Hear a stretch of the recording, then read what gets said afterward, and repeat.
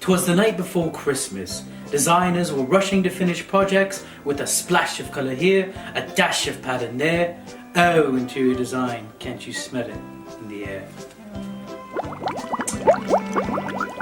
So, like, what's up with the accent?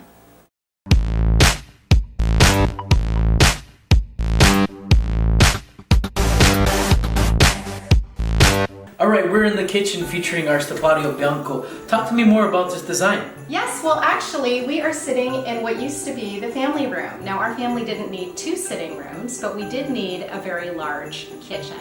The original kitchen was actually in our dining room, and it was a galley style 1950s kitchen, and that didn't work for us.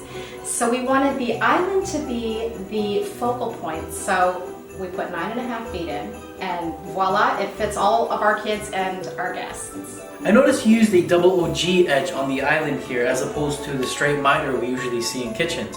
What was your inspiration behind that? Yeah, you know, I always err on the side of elegant and some of the classic styles, and we had a lot of straight going on back here. And so to draw your eye to the island, I made it extra fancy by putting a double OG edge. Now I know this was a full gut reno. Did you run into any difficulties in this project?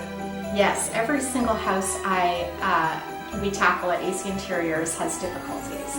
And for us, this one, you were met with a staircase right when you walked in. Well, that wasn't very inviting, so we had to be strategic about how to invite you into the house visually.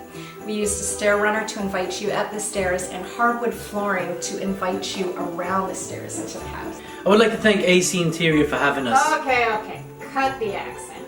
Yeah, alright. Stay tuned for the next episode because who knows, your favorite designer might be up next.